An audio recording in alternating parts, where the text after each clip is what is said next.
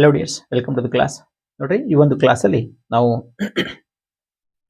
Chapter 5 continuity and differentiability ಈ chapter ಅಲ್ಲಿ ಇರತಕ್ಕಂತ ಒಂದು ಕಾನ್ಸೆಪ್ಟ್ ಯಾವುದು derivatives of implicit functions. So implicit functions ಗಳ ಡೆರಿವೇಟಿವ್ಸ್ ಗಳ ನಾವು ಯಾವ ತರ ಫೈಂಡ್ ಔಟ್ ಮಾಡ್ತೀವಿ ಅಂತಕ್ಕಂಥದ್ದು ಈ ಕ್ಲಾಸ್ ಅಲ್ಲಿ ಡಿಸ್ಕಷನ್ ಮಾಡ್ತೀವಿ, ರೈಟ್? ಎಸ್, ನೋಡ್ರಿ derivative of implicit function. Implicit function ಅಂತಂದ್ರೆ ಏನು ಅಂತಕ್ಕಂಥದ್ದನ್ನ ಮೊದಲು ಡಿಸ್ಕಷನ್ ಮಾಡೋಣ. ಸೊ ಅದಕ್ಕಿಂತ ಮುಂಚೆ ಒಂದು ಫಾರ್ಮುಲಾ ಇದೆ, ಇದನ್ನ ನಾವು ಪ್ರಾಡಕ್ಟ್ ರೂಲ್ ಅಂತ ಹೇಳಿ ಕರಿತೀವಿ. ಹೌದಾ? ಇದನ್ನ ಏನಂತ ಕರಿತೀವಿ? ಪ್ರಾಡಕ್ಟ್ ರೂಲ್ ಅಂತ ಹೇಳಿ ಕರಿತೀವಿ. It is product rule. So product rule ಅಂತಂದ್ರೆ ಎರಡು ಫಂಕ್ಷನ್ಸ್ ಗಳು ಇದ್ದು ಅಂತ ಹೇಳಿ ತಿಳ್ಕೊರಿ, ಯು ಮತ್ತೆ ವಿ. ಸೊ ಇವೆರಡು ಫಂಕ್ಷನ್ಸ್ ಗಳನ್ನ ಡಿಫರೆನ್ಸಿಯೇಟ್ ಮಾಡಬೇಕಾದ್ರೆ ಫಸ್ಟ್ ಫಂಕ್ಷನ್ ಅನ್ನ ಹಾಗೆ ಇಡ್ತೀರಿ, ಸೆಕೆಂಡ್ ಫಂಕ್ಷನ್ ಅನ್ನ ಡಿಫರೆನ್ಸಿಯೇಟ್ ಮಾಡ್ತೀರಿ, ಸೆಕೆಂಡ್ ಫಂಕ್ಷನ್ ಅನ್ನ ಹಾಗೆ ಇಡ್ತೀರಿ, ಮತ್ತೆ ಫಸ್ಟ್ ಫಂಕ್ಷನ್ ಅನ್ನ ಡಿಫರೆನ್ಸಿಯೇಟ್ ಮಾಡ್ತೀರಿ ಅಂತ. ಫಾರ್ ಎಕ್ಸಾಂಪಲ್, ನಿಮಗೆ ಇಲ್ಲಿ ಒಂದು ಎಕ್ಸಾಂಪಲ್ ಹೇಳ್ಬಿಡ್ತೀನಿ, ಯಾಕಂದ್ರೆ ಇದು ಬಹಳ ಇಂಪಾರ್ಟೆಂಟ್ ಆಗಿರತಕ್ಕಂಥ ಕಾನ್ಸೆಪ್ಟ್ ಇದು ಎಲ್ಲಿ ಇಂಪ್ಲಿಸಿಟ್ ಫಂಕ್ಷನ್ ಅಲ್ಲಿ. ಸೊ ಏನ್ ಹೇಳಿದ್ದಾರೆ? ಡಿಫರೆನ್ಸಿಯೇಷನ್ ಆಫ್ ಏನಾಯ್ತು? ಸೈನ್ ಎಕ್ಸ್ ಮತ್ತೆ ಕಾಸ್ ಎಕ್ಸ್ ಕೊಟ್ಟಿದ್ದಾರೆ. ಹೌದಾ? ಯಾವ್ದಾದ್ರು ಒಂದು ಫಸ್ಟ್ ಫಂಕ್ಷನ್ ಸೆಕೆಂಡ್ ಫಂಕ್ಷನ್ ಅಂತ ಹೇಳಿ ಕನ್ಸಿಡರ್ ಮಾಡ್ಕೋರಿ. So differentiation of sine x into cos x ಇದೆ. ಸೊ ಫಸ್ಟ್ ನಾವು ಸೈನ್ ಎಕ್ಸ್ ಫಸ್ಟ್ ಇರೋದ್ರಿಂದ ಫಸ್ಟ್ ಫಂಕ್ಷನ್ ಅದನ್ನೇ ತಿಳ್ಕೊಳ್ಳೋಣ. ಫಸ್ಟ್ ಫಂಕ್ಷನ್ ಏನಿದೆ? ಸೈನ್ ಎಕ್ಸ್ ಹಾಗೆ ಬರೀರಿ, ಡಿಫರೆನ್ಸಿಯೇಟ್ ಯಾವ್ದಕ್ಕೆ ಮಾಡ್ತೀರಿ? ಕಾಸ್ ಎಕ್ಸ್ ಮಾಡ್ತೀರಿ. ಓಕೆನಾ? ಪ್ಲಸ್ ಸೆಕೆಂಡ್ ಫಂಕ್ಷನ್ ಯಾವ್ದು ನಮ್ದು? ಇದು ಸೆಕೆಂಡ್ ಫಂಕ್ಷನ್, ಇದು ಫಸ್ಟ್ ಫಂಕ್ಷನ್. ಓಕೆನಾ?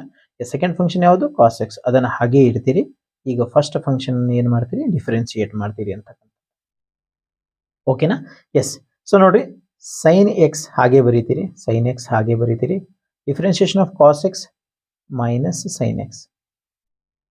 ಓಕೆನಾ? Differentiation of cos x minus sine x. ಇಲ್ಲಿ ಮಲ್ಟಿಪ್ಲಿಕೇಶನ್ ಹಾಕಿ ಬರೀಬೇಕು, ಮತ್ತೆ ನೀವು ಇಲ್ಲಿ ಮೈನಸ್ ಹಾಕಿ ಬರೆಯೋದಿಲ್ಲ, ಯಾಕಂತಂದ್ರೆ ಬೇರೆ ಬೇರೆ ಏನ್ ಟರ್ಮ್ಸ್ ಆಗ್ಬಿಡ್ತವೆ. ಓಕೆನಾ? ಇದು ಪ್ಲಸ್ ಕಾಸ್ ಎಕ್ಸ್ ಇದೆ, cos x, differentiation of sine x ಏನಾಯ್ತು? ಕಾಸ್ ಎಕ್ಸ್ ಆಯ್ತು.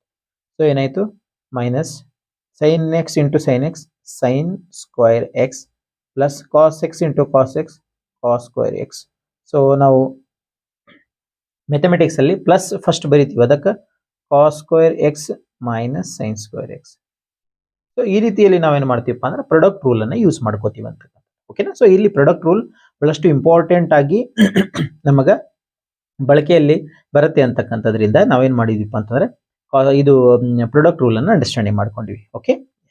ಇವಾಗ ನೋಡ್ರಿ, ಫಸ್ಟ್ ಇಂಪ್ಲಿಸಿಟ್ ಫಂಕ್ಷನ್ ಅಂದ್ರೆ ಏನು ಅದನ್ನ ಅರ್ಥ ಮಾಡ್ಕೋರಿ.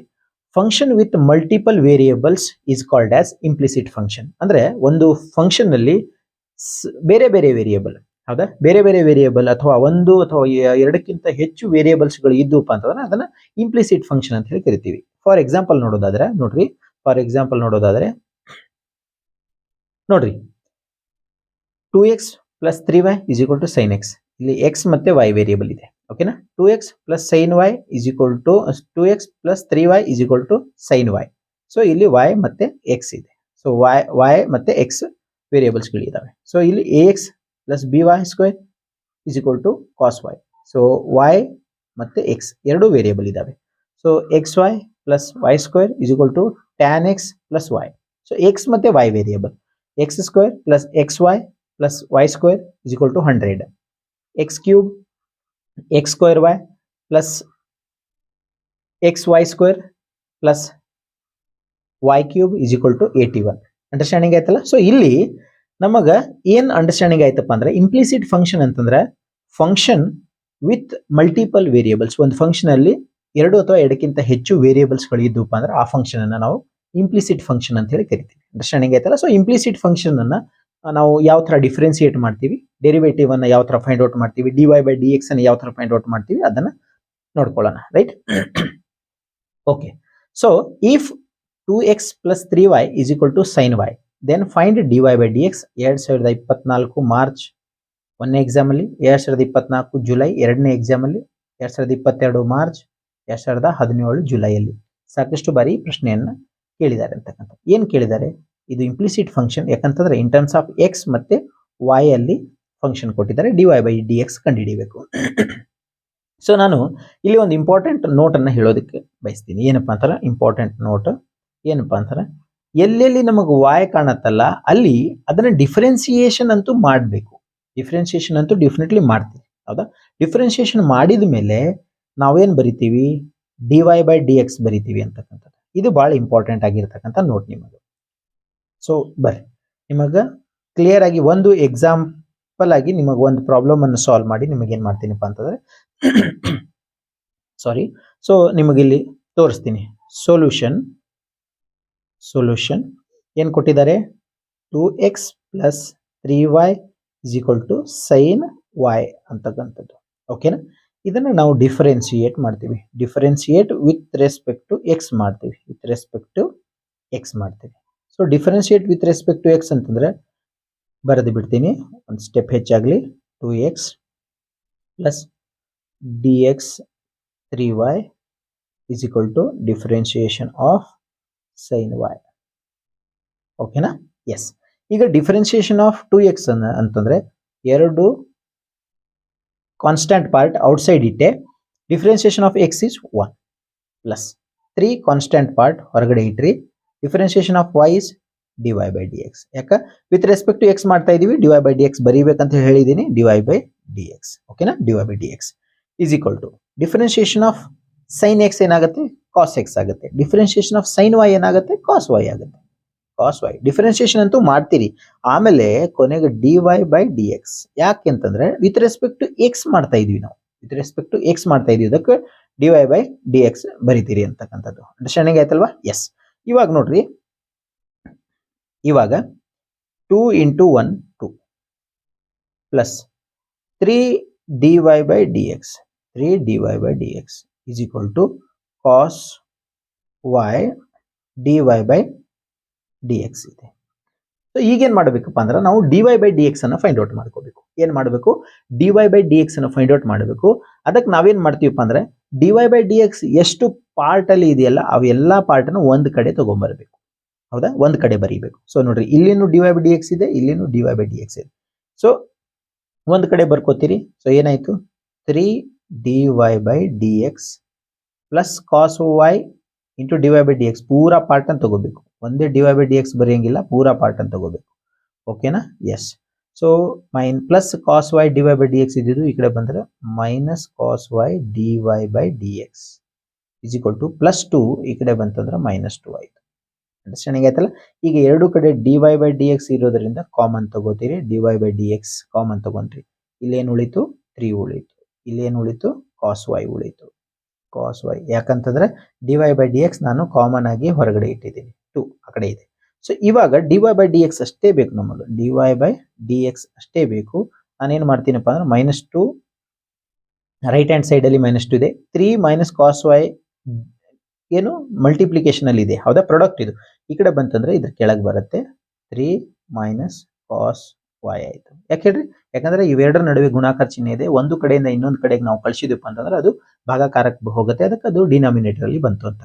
ಅಂಡರ್ಸ್ಟ್ಯಾಂಡಿಂಗ್ ಆಯ್ತಲ್ಲ? ಸೊ ಈ ರೀತಿಯಲ್ಲಿ ನಾವೇನ್ ಮಾಡ್ತೀವಪ್ಪ ಅಂತಂದ್ರೆ ಡೆರಿವೇಟಿವ್ಸ್ ಆಫ್ ಇಂಪ್ಲಿಸಿಟ್ ಫಂಕ್ಷನ್ಸ್ ಗಳನ್ನ ನಾವು ಮಾಡ್ತೀವಿ. ಇಲ್ಲಿ ಕೂಡ ನಿಮಗೆ ಪ್ರಾಡಕ್ಟ್ ರೂಲ್ ಯೂಸ್ ಆಗುತ್ತೆ. ಮುಂದೆ ಸಾಕಷ್ಟು ಪ್ರಾಬ್ಲಮ್ಸ್ ಗಳಿದಾವೆ, ಅಲ್ಲಿ ಪ್ರಾಡಕ್ಟ್ ರೂಲ್ ಯೂಸ್ ಆಗುತ್ತೆ. ಪ್ರಾಡಕ್ಟ್ ರೂಲ್ ಜೊತೆಗೇನೆ ನಿಮಗ ಚೈನ್ ರೂಲ್ ಕೂಡ ಅಲ್ಲಿ ಯೂಸ್ ಆಗುತ್ತೆ ಅಂತಕ್ಕಂಥದ್ದು. ಸೊ ಮತ್ತೊಂದು ಪ್ರಾಬ್ಲಮ್ ಅನ್ನು ಇದನ್ನ ನೀವು ಸೇಮ್ ಇದೆ, ಇದನ್ನ ನೀವು ಏನ್ ಮಾಡ್ತೀರಪ್ಪ ಅಂತಂದ್ರೆ ಮನೆಯಲ್ಲಿ ಬಿಡಿಸ್ಕೋರಿ.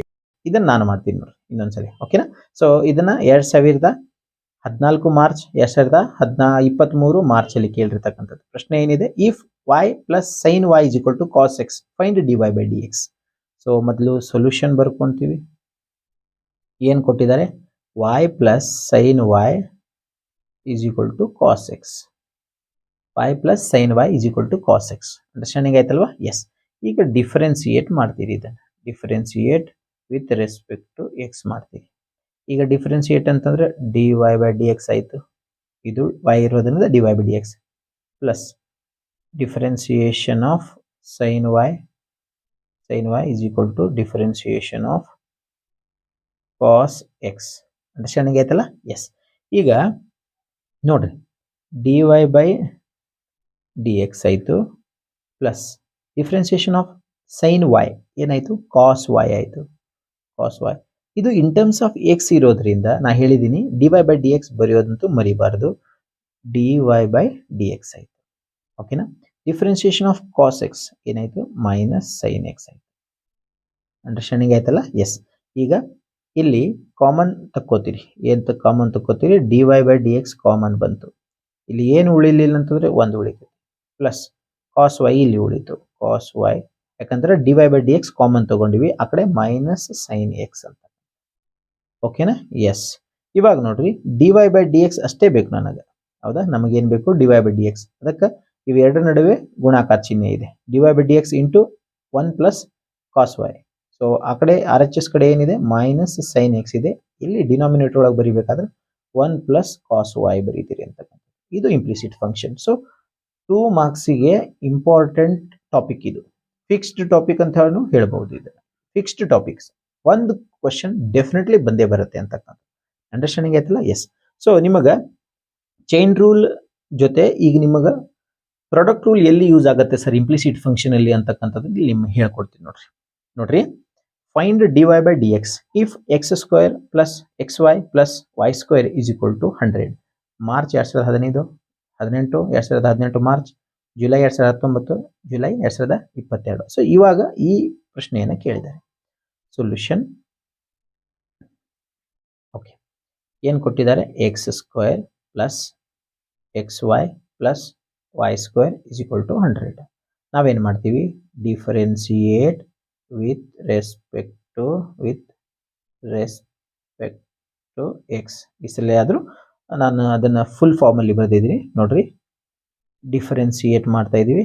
X square with respect to x plus differentiation with respect to x x y plus differentiation with respect to x y square is equal to differentiation of 100. ಓಕೆನಾ? ಎಸ್. ಇವಾಗ ನೋಡ್ರಿ, ಡಿಫರೆನ್ಸಿಯೇಷನ್ ಆಫ್ ಎಕ್ಸ್ ಸ್ಕ್ವೇರ್ ಏನಾಗುತ್ತೆ? 2x ಆಗುತ್ತೆ. ಇನ್ನು already ಮಾಡಿದ್ದೀವಿ. ಎಲ್ಲಿ? Composite function derivative find out ಮಾಡೋದಕ್ಕೆ ಅಲ್ಲಿ ಹೇಳಿದ್ದೆ. ಹೌದಾ? ಸೊ ಅಲ್ಲಿ ಕಲ್ತಿದ್ವಿ. ಇಲ್ಲಿ ಪ್ರಾಡಕ್ಟ್ ರೂಲ್ ಯೂಸ್ ಆಗುತ್ತೆ ನೋಡ್ರಿ. ಎರಡು ಫಂಕ್ಷನ್ಸ್ಗಳಿದ್ದಾವೆ, x into y. Product rule, first function ಅನ್ನು ಹಾಗೆ ಬರೀತೀರಿ, ಸೆಕೆಂಡ್ ಫಂಕ್ಷನ್ ವೈ ಇದೆ, ಡಿಫರೆನ್ಸಿಯೇಟ್ ಮಾಡ್ತೀರಿ. ಸೆಕೆಂಡ್ ಫಂಕ್ಷನ್ ಅನ್ನು ವೈ ಅನ್ನು ಹಂಗೆ ಇಡ್ತೀರಿ.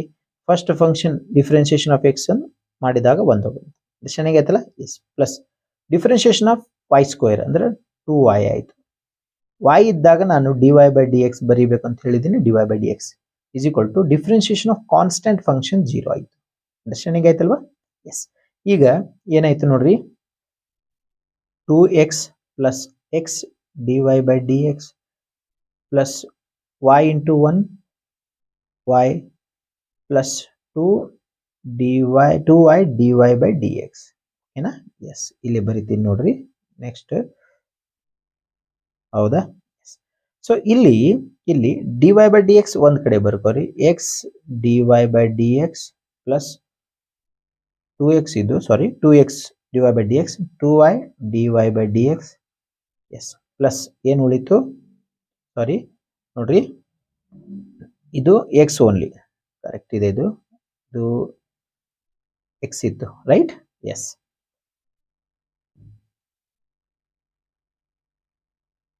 ಓಕೆ. ಸೊ ಇದು ಎಕ್ಸ್ ಇತ್ತು. X dy by d x plus 2y dy dx plus ಮತ್ತೇನು ಉಳಿತು? 2x plus y is equal to 0. ಯಾಕಂತ ನಾನು dy ಬೈ ಡಿ ಎಕ್ಸ್ ಇದ್ದಿದ್ದ ಪಾರ್ಟ್ ಅನ್ನು ಒಂದ್ ಕಡೆ ಬರ್ದಿದ್ದೀನಿ. 2x ಪ್ಲಸ್ y ಸೈಡ್ ಬರ್. ಈಗ dy by d x common ತಗೊಂಡ್ವಿ ಅಂತ ತಿಳ್ಕೊರಿ. ಏನು ಉಳಿತು? ಎಕ್ಸ್. ಇಲ್ಲೇನು ಉಳಿತು? 2y. ಓಕೆನಾ? Is equal to plus 2x plus y ಆ ಕಡೆ ಹೋಯ್ತು ಅಂತಂದ್ರೆ ಮೈನಸ್ 2x ಮೈನಸ್ y ಆಯ್ತು.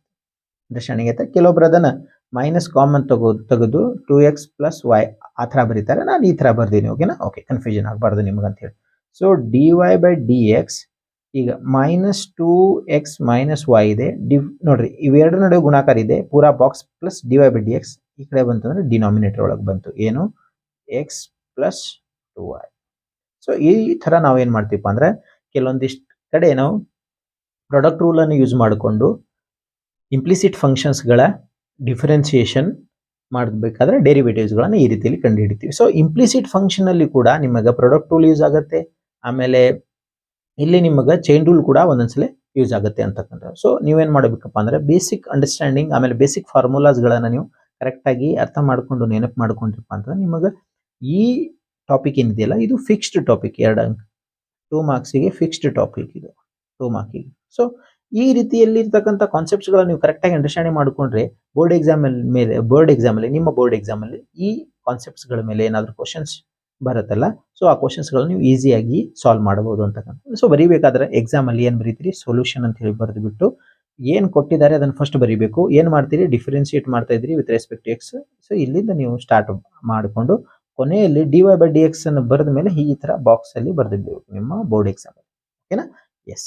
ಸೊ ನೆಕ್ಸ್ಟ್ ಒಂದು ಕ್ಲಾಸಲ್ಲಿ ನಾವೇನು ಮಾಡ್ತೀವಿ, ಕಂಟಿನ್ಯೂಟಿ ಮತ್ತು ಡಿಫರೆನ್ಸಿಬಿಲಿಟಿ ಚಾಪ್ಟರ್ ಮೇಲೆ ಬೇರೆ ನ್ಯೂ ಟಾಪಿಕ್ ಅನ್ನು ತಗೊಂಡು ಆ ಟಾಪಿಕ್ ಮೇಲೆ ಪ್ರೀವಿಯಸ್ ಇಯರ್ ಕ್ವಶನ್ ಪೇಪರ್ಸ್ಗಳಲ್ಲಿ 2014ರಿಂದ 24ರವರೆಗೆ ಏನು ಕೇಳಿದಾರಲ್ಲ ಕ್ವಶನ್ಸ್ಗಳನ್ನು, ಅವುಗಳನ್ನು ಸಾಲ್ವ್ ಮಾಡ್ತೀವಿ ಅಂತ.